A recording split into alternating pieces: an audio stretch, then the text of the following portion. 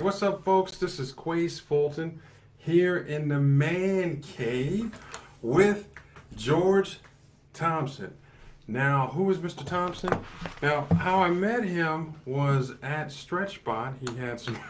He had some problems with mobility and things like that. Back, neck, everything. Back, neck, and we got to talking, and I found out this humble guy here is an author. And he's an author of this book. It's called The 21 Day Fast. Let me read the back of it. 21 Day Fast is a daily journal that will help you jumpstart your journey towards a biblical financial stewardship in 21 days. Yep. Through practical exercises and action steps grounded in biblical principles, you'll learn how to create a budget, pay off debt, save for the future, and overcome common financial roadblocks. Yep. So George was kind enough to come by to the studio. He brought the mic. That's right.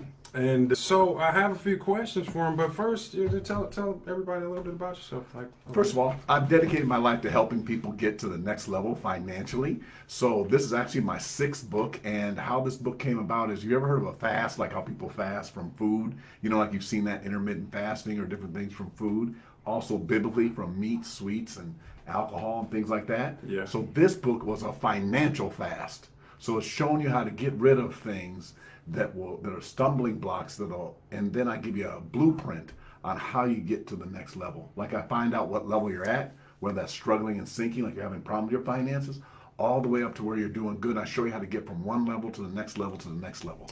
21 days.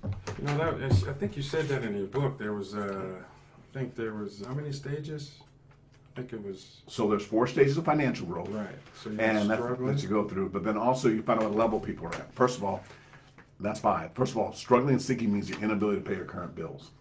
Second level is steady. That's just enough to pay your bills. But if something snaps, crackles, or pops, then you fall down to struggling. Right. The next level is solid. That means you're doing pretty well, putting in your 401k, things like that, 1-week vacation. Then there is surplus. That means extra money. Hopefully we'll talk a little bit about that with you, because sometimes you typically own your own business in that area or you've been established. And then the highest level is surplus. That's where you're not concerned with finances. You just do whatever God put you on this earth to do. And in I've watched your previous post. I'm not stalking them, but I'm watching them. We talk about financial freedom. Financial freedom is your ability to be able to make your own decisions and be able to do things financially where you don't have to do things. You do things because you want to, not because you have to.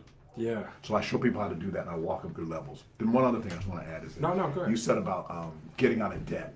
So I've written several books, and the first book I ever wrote was called Millionaires in Training, wrote over 20 years ago. And that was a cornerstone of showing people how to get out of debt and also how to invest, which this book does as well. And I teach a class. It's actually one of the most popular classes I teach. It's called Do Good, Do Good, Good. That stands for get out of debt. That's one of the biggest stumbling blocks of people becoming financially successful, is their ability, because debt restricts cash flow. Now, with debt, do you think it's a program that we're running on? Because sometimes people, you know not to make that decision, but you still make that decision to put yourself in debt. Yeah. Well, also there's something called a need and a want, and a wish. Okay, we kind of got to separate those out a little bit, and then also doing it because also I teach biblical principles. So as you know, in the Bible it says, "My God shall supply all of my needs." It doesn't say greeds. So one of the things is we have to learn the difference between a need and a want. And then also what this book is critical in teaching is it teaches you how to prioritize your money. You see, the reason why people waste money a lot of times is that one of the things they do is they don't prioritize things. So what happens is you just said earlier that we don't want these things. We just all of a sudden we just do something. Mm-hmm. Then later on, when it comes down to really what you want to do, it isn't prioritized. Okay. So example, like is this a common example that you bump into when you're helping somebody out? Oh, simple. Somebody says, let me give an example with you. Somebody says, I want to open up my own business. Or the biggest one we get is this: I want to own a home, I'm like, well, hey, how much are you saving for the down payment? Well, I want to buy a house, no money down. I'm like, well, then the payment's going to be real high. You know what I mean? Then what are you paying monthly? Then I'd probably say that's number one. And then the number two we get. These are the biggest things that we get when someone comes and sits down with me. I also, as you may know, I own a wealth management firm. Yeah. So I teach wealth management, and I got this new thing, generational wealth. Type in the chat, generational wealth. Generational wealth is someone says, I want to retire. I'm like, well, how much are you saving for retirement? What's your retirement account? Oh, I'm not putting money towards that. And then they pull up in a brand new Lamborghini. You know what I mean? Like, it's like, you see, that's what I'm talking about misplaced priorities. Yeah. So you have to focus on it. Yeah, it seems like a lot of people, especially nowadays, are after just immediate gratification. Because of Instagram, Facebook, microwaves, microwaves, right. Everything. Right. So, as far as the house, what you said, now a lot of people, and this might be old programming, but like they feel a house is a successful thing to do. Well, I bought a house now, I own something. I don't want to make somebody else rich. I hear that all the time. Yeah. As far as home ownership, but also if you look at, in the past, like we're doing the last few years, we've had what's called not inflation, but hyperinflation, where costs have really raised. Look at what rental costs are we're in California right now. And just let you know, they're 5,000. Yeah, but so just so you know, they came out with a study and they said the most expensive rent in the United States of America is in San Diego, and number two is Los Angeles. In the past, it's been the Bay Area. So what's in between the Bay Area and San Diego? Los Angeles. So they're talking like one bedrooms. They're talking about our $2,500 is the average right now. So if you're looking at that and you're looking at people doing like what you said, 3-bedroom homes, different things like that, there are a lot more. So when you own a home, you control more once you have the mortgage, that's pretty much locked in. It just can't keep raising on you. Right.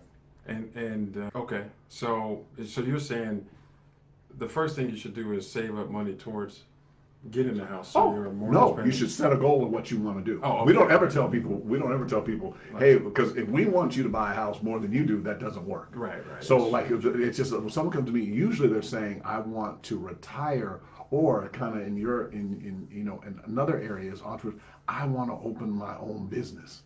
But typically they need to have some startup cash or they need to manage it. So let me give you an example. Like I'll use if you own a restaurant or food, like you're really good at cooking, then you need to start, before you go out and buy a restaurant and do all the brick and mortar, then decide really what you want to do. Like, cause you like serving people and helping them. So we've had clients that have come out and they did catering. They kept a certain amount of that money. Then they actually didn't open a restaurant. They did the food truck thing and made a killing. Yeah, so you have to decide, but you have to decide what you want to do, and then we get a plan to do it. And we call that the blueprint. And then when people become clients of ours, we call it the wealth notebook. Okay. Wealth notebook. Let me go into speaking of notes, let me go into my notes in here. All right. So, okay. What motivated you to write the 21-day fast? Was it a specific? Really simple. I've watched the breakthroughs that people have had through biblical fasting, through doing it with it's when they do things with no meat, no sweets, doing that. Like the Daniel fast. Daniel fast, but not only the Daniel fast, but I've watched over the last 20 years, I've watched how people have implemented things from my books. And then, so what the 21-day fast actually is it's taking all of my best techniques over the last 25 years, over 100 speaking engagements a year. A year? A year, bro. Wow. Yeah, so I really appreciate you going to that. I do to the man cave. No, I do 3 speaking engagements a week. Really? Okay. Yeah, I did one this morning, and I'm here right now in the man cave. Did you do one this morning? Oh, yes, I did. Yes, at 6 a.m. Zoom? Yeah, so I do those because there's actually, I have for East Coast, that's kind of that's time works all around. Is that 9 o'clock? Yeah, and it works for 9 o'clock, and then also blessing is there's also people that are in the military that watch it, so it's recorded, then we cut it up, and then we send it out. Bite-sized pieces. Okay. I also do that with this book, 21-Day Fast Start. Okay. But to answer your question is that what I wanted to do was how the real motivation behind this book was I want to show people how to do it the most efficient and quickest way. Back, and then I'm not saying we're old, but back in school, you walk into when they tell you to read a book, you could actually walk into the school bookstore and walk to the back of the book section. They had these little yellow books called Cliff Notes, where you could actually come in and be able to do that. So if you look at my books, The Millionaires in Training, I wrote a book called The Wealth Cycle, then I wrote a book called Set for Life. Set for Life shows you how to achieve goals in 90 days by desire, focus, accountability, and consistency. Consistency. Yeah, man, that's how you know that from sports. Yeah, So then Just what in this life, book general. was is summarizing it. So let me give you an example. You just picked up this and said, what level are you at? You see how every day is only one page. Then on the very back, there's QR codes right here. So that means they can come back and watch it live. So so what happens is when I say live, then they can watch videos of me. Yeah. By also signing up for that as well. So what happens is somebody, I call it the hybrid. You know how you have cars that run on gas? This is gas, and then electric is the video. Because now people, they want to be able to consume us both ways. Like right now you're watching us on video, and we're having a conversation in the man cave. So you may want to have a conversation about the 21-day fast finances. So that's what motivated me to do, was mainly to help people in the most efficient, quick way. That's great. That's real great. Okay. Explain that well. Oh, this is a good one. How does the book integrate with the biblical principles with the practical financial advice? Right. So that. First of all, you know what's really interesting is if you looked at how I got into ministry, I was called, but also you hear a lot of times in not only just in ministry but in life, people say things, but there's no practical application. I'm like, I want to make like glue and apply yourselves. You know what I mean? Like you have to really have a practical thing. Like in other words, say like, we're going to do this. So what I want to do is I'm taking biblical principles. Like we used earlier, we talked a little bit earlier about that the Bible says in Philippians 4:19, my God shall supply all my needs. And then it says, according to his riches and glory.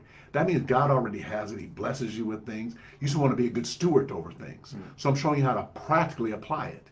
So you have stewardship in 4 areas of your life. I know if you're in the chat, hey, hold up 4 fingers.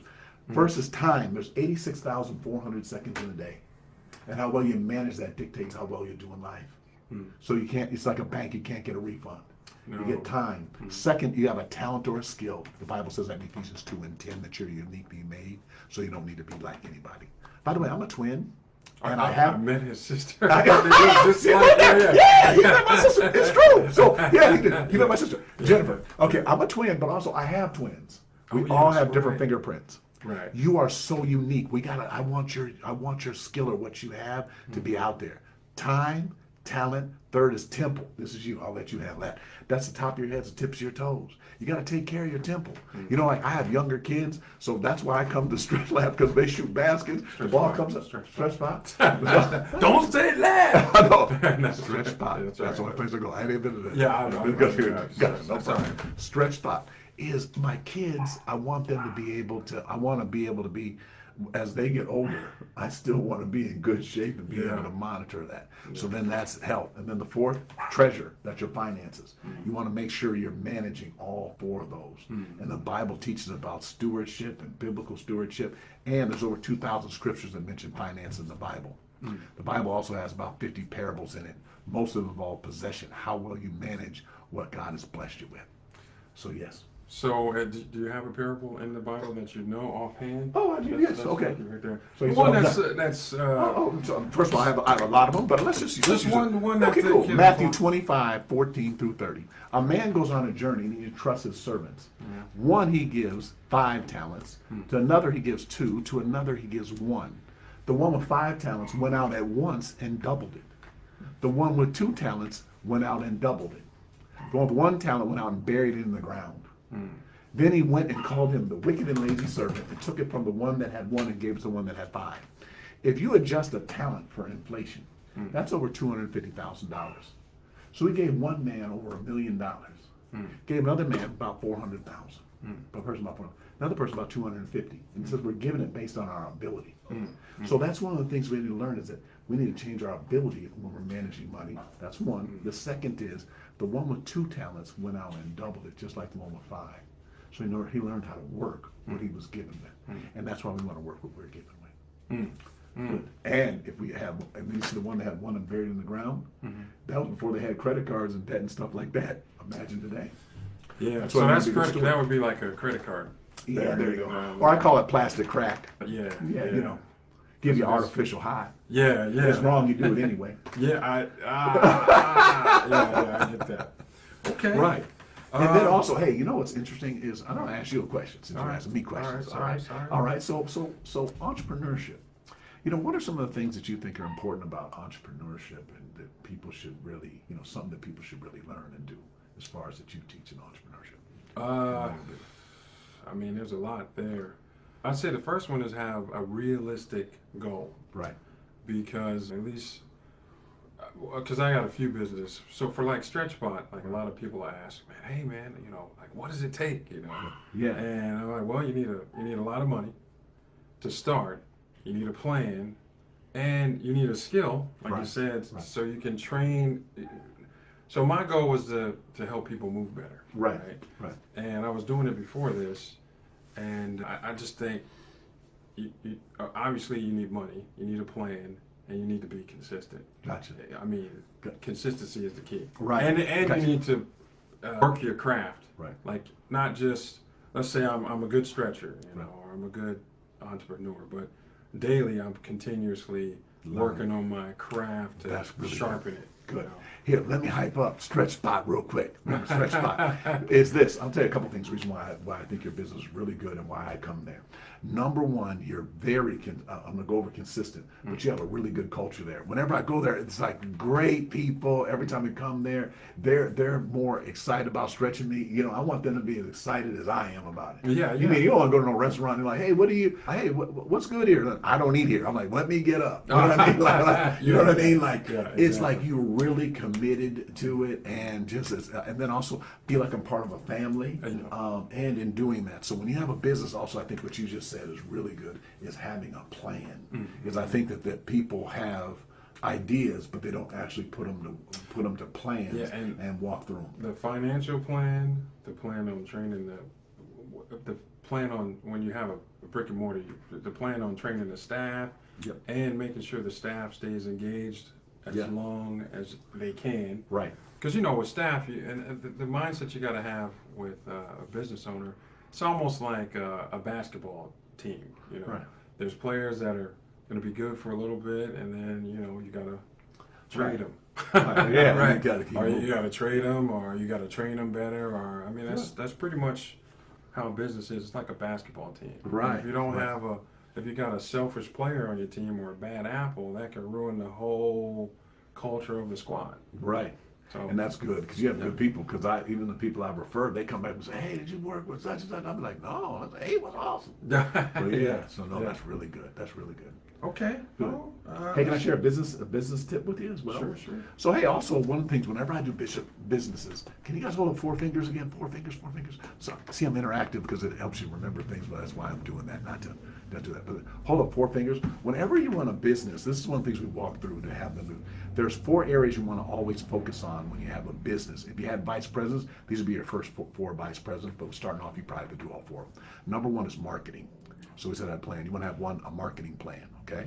Then we'll talk about these next. Number 2, you got to have an operational plan. You see how he just said, you know, the people, the staff, how they come in, everything like this. Third, new products and services. That means, you know, like you have things, you know, I'm not advocating McDonald's or Starbucks or anything, but if you notice, they'll have something, new menu items, different things like that. Like, you know, I got a text message, email from the StretchBot that said, "Hey, it's Valentine's Day. Come in and do a stretch with you." I'm like, I had never thought of that. You know what I mean? Like this, okay, got it. And then I'm like, I can't wait till I see like Mother's Day's already coming, right? And then they'll send me something on my birthday and say, "We want to come in and say happy birthday." You know, it's something like that. All right, but number 3, where were we? We were talking about new products and services. Number 4, I'm coming on home. You want to have a financial dashboard. That means that says that if you are on an island, you guys know there's in your car, it has a dashboard that shows how much gas you got, how fast are you going, how's your engine performing, hey, what's going on with the lights and different things like that. Then they also have these other cars, these electric cars, Teslas. They have a little bit more enhanced where they're showing you everything, where you're going, how it's going to go there and everything like that. You want to have that exact same dashboard for your business. How many people are coming in this week? How are they doing? What's the revenue projection? How are things going? And you have those 4 things, and you build your business wealth notebook. But so we're doing that. So anyway, marketing. Go ahead. You know that part on the financial plan. The key, like some people, I say this, like wing their business. You know what I mean? Like when I say that is, like it costs a certain amount of money to operate a business, and you need a spreadsheet to kind of show you exactly, it's not going to be exact, but how much it costs an hour to run your business, what your prices should be at, your year projection, the slow times, when you need to do a sale, when it's slow. We're going to try this year. We're going to do, because Instagram and Facebook, if you do a story, you can say, hey, if you see this story, you can get a discount. So we kind of, not in the beginning, but as we matured as business people, we started having those four in place. But in the beginning, we were winging it. Yep. You know what we call it? When you don't have those and you're winging it? Yeah. We call that a hobby. So some people have a business and some people have a hobby. Oh, I'm sorry if that hurt. That hurt. I don't mean that hurt. I mean hurt you. I'm just saying that so you can get realized to what you're doing. Is there some people that say they have a business and what they actually have is a hobby?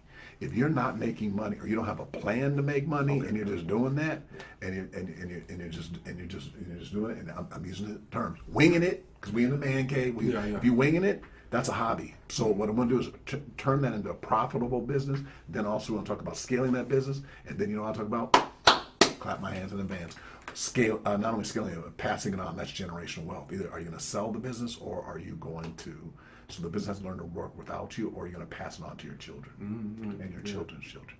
Well, let me ask you this. Now, a lot of people don't have startup capital to run a brick and mortar business. Okay. And obviously, I'm a network marketer. I do network marketing. I have a brick and mortar business, and I do network marketing. Now, the reason why I do it is because that's another form of income that will be passive, and it's not location oriented. I can do it all over the world. Well, Canada and United States. I can use tools like the internet and my phone to build capital. To build a residual. So what do you think about network marketing? Gotcha. So two things though. I just wanted to do one clarification. He clarified one thing with me. Is that I don't believe there's anything that is passive income. I just stop there because you want to know why? I own real estate and I own properties and everything. No, I get that. And everybody's telling me, George, real estate's passive income. I'm like, you have to deal with three things: toilets, trash, and tenants. Okay? Yeah. So like the stuff got to be fixed, stuff got to do it. But they say the income is passive. I'm like, it's still active. Yeah. So the reason why I also want to use the term active, and then I want to go into network marketing, is that you got to find something that you're passionate about and that you believe in. Like, you remember the stretch spot? You remember, see, I refer to it? Because I believe in it. Also, the type of car I have, the people, I tell them all the time. I said, if I worked here, I'd be your top salesman. Head, so like everything. My wife, there's so much, where I got this shirt. No, anyway, like where I go, like the lady said this in the store. I said, if I worked here, I would be the top salesman. And I don't say it out of arrogance. I say it out of confidence. Oh, because you love the car. Yeah, I love it. And so there's certain that I talk about, and then that's it. So now I want to go talk about network marketing in the area of health and in doing it. Is first you have to lead by example. If you're taking a product or you're doing something and it's helping you are the business card for that. You can hand out business card and say, hey, look, my blood pressure was here and now it's here. There's certain things that I did during the pandemic. I'll give you an example that were like that. You know how they said COVID-19? I gained COVID-19. People my daughter would go into the pantry and she go, Daddy, can I get the fruit snacks? I say, girl, bring me back 5. You know what I mean? Check out and bring me back 3. And I gained weight. I had to make an intentional effort to take care of my body. And there are certain things that I did that, and then I was able to talk about it. So back to network marketing, is I think you can do, I mean, word network marketing or just sales or anything of something that you believe in, and then there's a path, and then the last thing, there's a plan. With the plan, what's interesting with network marketing, because I prospect daily. And the thing, there's a few people that I've talked to where, they were passionate about the product, which was cool. But then when I started breaking down, I said, okay, it costs you a couple $100 a month. You got to buy the product, then you're going to have, your yearly fees with the company, whatever that is, and then you have your monthly promotion, meaning like Are you going to promote using Facebook? Are you going to do ads? Are you going to buy leads? All that's part of the cost. Right. You add that up for the year, Right. and now you have, let's say it costs you $7,000 to run your network marketing business. So Right. if you make $7,001, you're in profit, Right. right? And then after that, so to me, people don't really see that. They just see, oh, hey, let's make all this money. Right. It's like, well, first you got to put the plan there, see how much it costs to run your business, and then work towards making enough profit to where it pays for itself. And then after that, you start making Right. your profits. Right, but so I think that's I should say a separate issue, but that is understanding just how things work. You know, Some again, people don't I understand grew up in Minnesota, so, and I was going to Mississippi or something. So one of the things I learned is that you have to plant something, and then you got to fertilize it in order for it to grow. Seed time, harvest, pretty simple, Yeah, right? yeah. So you have to do the exact same thing into a business. And then what the two things that I think that, and I think the other two areas that people miss when they're doing network marketing or any type of marketing or sales is this: they don't leverage two other things. They don't leverage what they're already doing. Like, in other words, like if they're doing something or they're already meeting, they aren't managing the relationships. Like, in other words, like saying like, hey, let's all do this together. Hey, let's all do that together. There are people they probably already know that they'll propel their business that they probably aren't contacting or aren't utilizing in a manner in which Or afraid to contact, Right. because they don't have the. But it's not skill even that. I think that now this. I'm not saying it's easier now because of social media. It's just show what you're doing. Yeah, no, it is. Like, right. Hand that to me. Okay. Hand me that. Right. All right. So Now, this if we were sitting, hold on, no, wait, I got this first, okay? Now, look, I'm trying, but I mean, if we were just sitting here, right, and then we're doing this, and we're talking about it, then we say day one, right? Then we stretch in, right? Yeah. We done stretch spot, we stretching, and we're working out and everything like this, and then I come back and say, hey, man, I weigh, I ain't gonna say 250 or something like that. And I said, hey, I'm gonna eat right, I'm gonna work out, I'm gonna do this, and I'm gonna drink this. Then day 49, I'll come in. I'm tired one day, and then do it that way. And say, but I'm gonna keep going, and then have that, and this be part of the process. That's that, and that's just posting it. They can choose to watch it because see, this is the thing. This Here, is the you thing. want to People, try- people I do actually want to try it. I'm So warm. people do this. It's called before and after shots. Oh yeah. I mean, I feel like I'm trying not to preach, but I'm saying before and after shots. Try it, just try So what happens? Someone takes a picture of them before, and then they show one after. The problem is they're not showing the in between. Oh, they're in between. Yeah. They have to show. That's the testimony part. I think that people aren't leveraging that enough. Okay. I can answer why. It's sweet. It's really sweet when you don't. I was like, okay, guys, okay. So it tastes like Pepto Bismol. No, it's like a grape taste. So okay, the reason why I felt like, hey, but I felt like I was on Club Shay Shay. You know what I mean? Okay. So the reason why, I mean, we're just going on that. Now, the reason why I'm passionate about the nutritional supplements because I know. You want this? No, just, go, keep going. That's why. Okay, because I know at the end of the day, this is just off me, is I don't eat right 100% of the time. And I'm not going to get the nutrients that this has. So nutritional supplement, I mean, I take it as a money in the bank, just money in the bank for health. Right. And before, let's say I was eating, I'd eat, some days I'd be eating really good. Then I go to Willingham's barbecue place. And in my mind, it's good, right? Yeah. In my mind, for me, that gives me the sanity is when I take these supplements, I'm like, okay, I'm putting money in the bank, nutrients I need. Because a lot of people die from just not having enough nutrients in their body, just not taking care of themselves, not even knowing how to take care of themselves. So my whole thing is about just keeping yourself living longer, moving better, and just being a healthier person. Gotcha.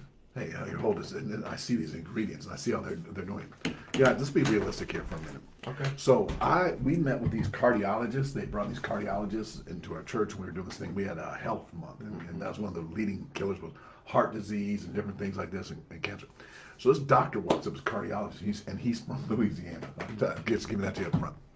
He says, he starts naming beignets, fried fish, he starts naming food. Everybody's like this, sounding, and they're thinking he isn't going to say it. He goes, let's talk about portion control.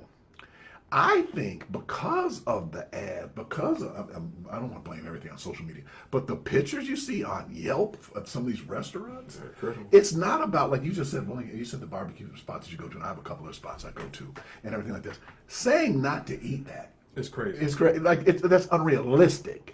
So what we're saying, what I'm saying, not that I'm going to eat like that, but like once a week. I'm going to eat like that at times, and I'm going to do portion control. I'm going to order that. You know what I mean? Like I'm naming stuff now. Brisket, taco. We're naming this, naming that. You know what I mean? Like different things like this. But I have portion control. But then it's like that. I'm going to say battle. The challenge is we want to have more good going in than coming out. Like some of the rules that also I live by. Dogs are... And the dog, hey, how you doing? How you doing, the dog? Good to meet you. All right. See that? But it's still a man cave, though, man. It's still a man cave, though. All right. But where was I? So it's really about portion control and then setting up boundaries and rules. Mm-hmm. Like I have certain things that like certain things I eat before noon. Like it is typically nutritional content that's that way. And then I went to Kansas City with my family. Mm-hmm. So you guys know they got barbecue. Texas does too. Okay, so look, they asked my daughter, they said, did you guys eat barbecue while you were there? And then my daughter turned and looked at everybody. She was 9 at the time. She said, we ate it every day. But what did I do? In the morning, I worked out. In the morning, I only ate salads other than when I had that meal, that barbecue meal. Mm-hmm. Now, you guys, you see that? Did I go to Kansas City and not eat any barbecue? I'm gonna do it. I had brisket, everything. No. I put barbecue sauce on everything. Mm-hmm. They were pouring syrup. I put barbecue sauce on that. Okay, so look.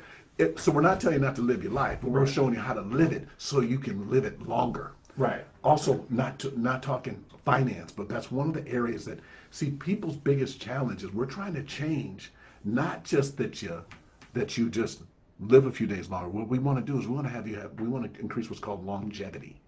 Longevity means the longer that you live, the definition of longevity, the longer that you live, the more likely you are to keep living. Mm-hmm. So if you make it 65, there's a high chance to make it 75. If you make it 70, there's a high chance to make it 80, 85. See, so what happens is that's by making the right choices. Daily. See, every day you get a chance and you get a choice. Mm-hmm. So what we'll do is make the right choices. Mm-hmm. So I know today it's my wife's birthday and stuff this week, so I'm celebrating every day. What? You came over here? That's right. Actually, they all sitting out in the car waiting for me. Just kidding. That was funny. Type in the chat if that was funny. Okay, so but wait. So I know so every day I take her to a different place. I get a bun cake, a different thing, or not every day, but I take her to different things. Mm-hmm. So now I know that this morning. So then I even now got my kids. So you guys got this? Did you hear me say generational wealth? I dedicate my life to generational wealth. Number 2, generational health. Mm-hmm. So what I do is I have my kids. I'd say, hey, Gracie, guess what? Daddy's making a salad. Mm-hmm. So they watch me. So they know now. They watch me in Kansas City eat salads for breakfast. Mm-hmm. They watched me sit in restaurants and order those lunch menus. Those people said, we don't serve lunch. I said, can you bring out the manager? Mm-hmm. Can you make me a salad? Mm-hmm. And they said, yes. I said, I'll be back here tomorrow. Mm-hmm. And I said, I'm from California. And the guy, then now they just kind of just do it now. You know what I mean? Like they handed out a breakfast menu. I said, cool. Can you bring me a salad? They're like, let me go see if I can go to them. They just do it. Yeah. But that's a decision. Yeah. I got rules like that too. So I'm a heavy fiber. I think fiber is really important. Right. Super important. Right. So before, like today, I'm gonna go out with Zoe. I know we're gonna go to a restaurant. So before I even hit that restaurant, I would have eaten fruits, veggies, nuts and seeds, things like that. To just that's nutritious, and of course add the supplements to my diet. And then when I go to the restaurant, I just won't try to kill it. I'll make sure I'll get the kale salad with things I like. And then there's times where, I know I'm gonna go. I got a spot over here. It's called Why Not. I like to go get a burger, but I won't eat the fries. I won't get the drink. I'll just have the burger. What did he just say? What did he just say that we just said?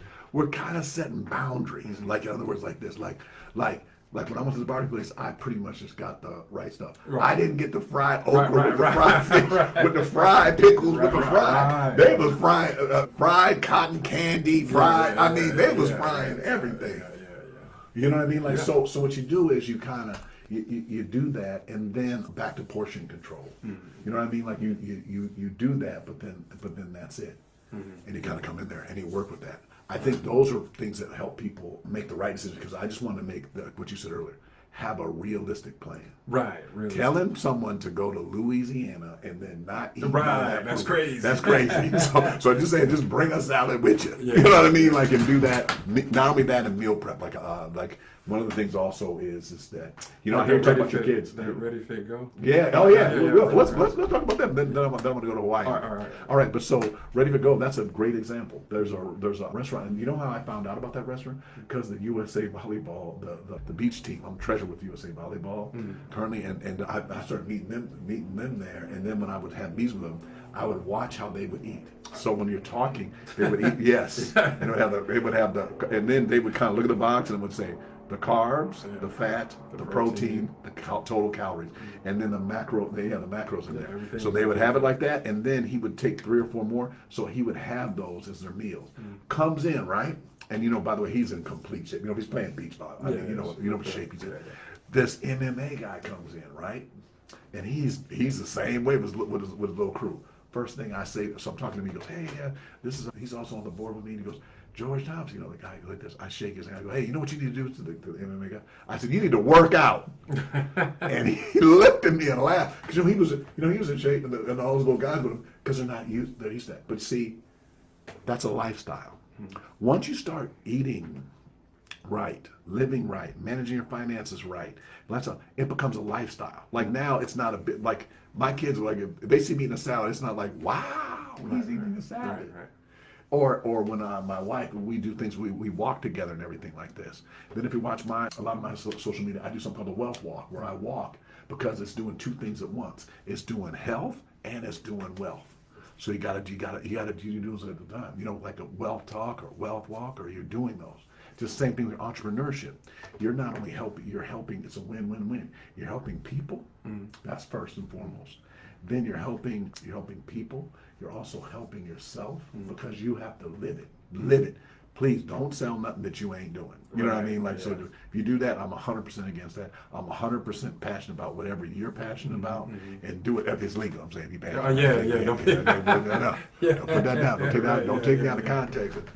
Put no polls in here. Okay, gotcha. Okay, all right, gotcha. All right, and then, but that's how you actually want to walk through what you have, and you'll feel better. They'll feel better.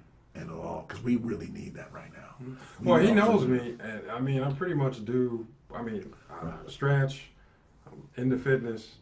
I got the plan to eat right. I'm doing the plan to eat right. Good culture and personality at the word is what I'm telling me. Appreciate it, and I will shed some fat if that culture isn't right. I'm like, okay, we gotta cut you on that team. And I'm like that. Pretty much, I'm like that with anything. Right. Like if you're not, that's the one thing I learned is. Sometimes you got to be straight up with people and say, "Hey, man, you're just not performing." I gotta. But that's part of having a healthy relationship. Right. Just because you want to know something. When you actually, this is another thing. My dad. This happened with my dad one time. He worked at IBM in Rochester, Minnesota, and we were sitting in a restaurant. And I was like 11, 12 years old, younger kid. This guy walks up and says, "Mr. Thompson, thank you so much for firing me.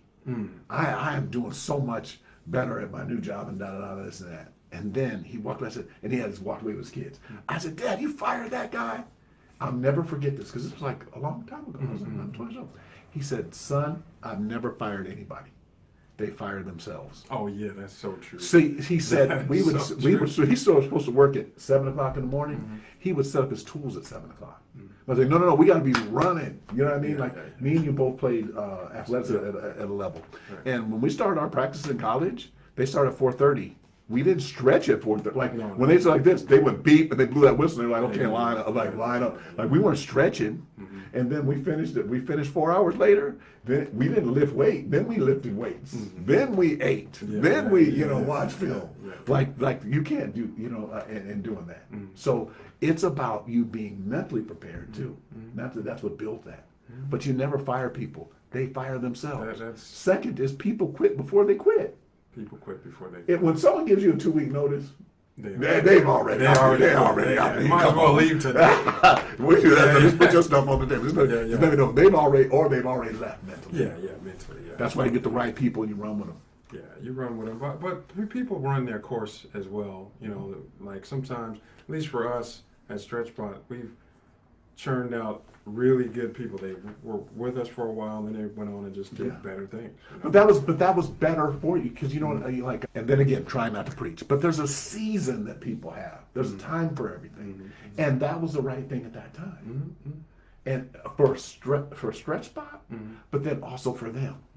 And then when that season's up, that season's up. And then you're good with it. You're good with it. You're good with it. So any other wisdom you got to drop us? Just real quickly. Is I think we've dropped we call it when I do that. We call it dropping some jewelry. So we've said a lot of things. It's just that what I really hope in my prayer for you is that you apply it. You know what I mean? There are so many opportunities. Like you'll see things that'll happen that will be considered negative, like high inflation, or prices are high, or interest rates are high, or different things. But in every adversity that there's also opportunity that opens up for that. And I pray that you walk through those. Especially nowadays, because with the internet and your phone and products that are made for people, like you don't even have to make products anymore. It's just, you got AI that can help you streamline things. Do you use AI? I do very little. I could do a little more, but yeah. I do some AI, but then also I'm a little bit. I don't want to say I'm old school, but I'm a little pen to paper a little bit when I do that, and just a little bit. I don't want to use the AI is not authentic, but I'm trying to be authentic. Well, what's cool with AI, just since we're going that way, is if you let it do it itself, then it's not authentic. But if you speak into it, write what you want to say, and then have it make it better, it's pretty incredible. It is. Streamlines things. It can build websites for you. It's pretty. You know what? I'm gonna have to show him how to do it. Hey, and when he does, guess what though? Do you see what we're just doing right now? He's helping me because see, he's passionate about it. So that's one thing we can learn, and I do it, and I do a little bit of it, but two of my staff members use it heavily. Do the virtual. They automate a lot of what we do. They do. It's cool. So hey, folks, I appreciate the time. I appreciate George coming out to come hang in the man cave. He gave us a lot of knowledge. So hey, if you see this on a replay, go ahead and hit 1. If you have any comments or questions that you can put there, maybe I can throw it to him. We can do another interview. If there's something else you want to learn about, please like and share, and then we'll see you on the next video. Like and subscribe. This is great knowledge. This will help you get to the next level. Thank you so much for having me come by. And hey, I look forward to seeing you guys on these episodes. Come on, check them out and also comment. Okay. Man, that was great to me.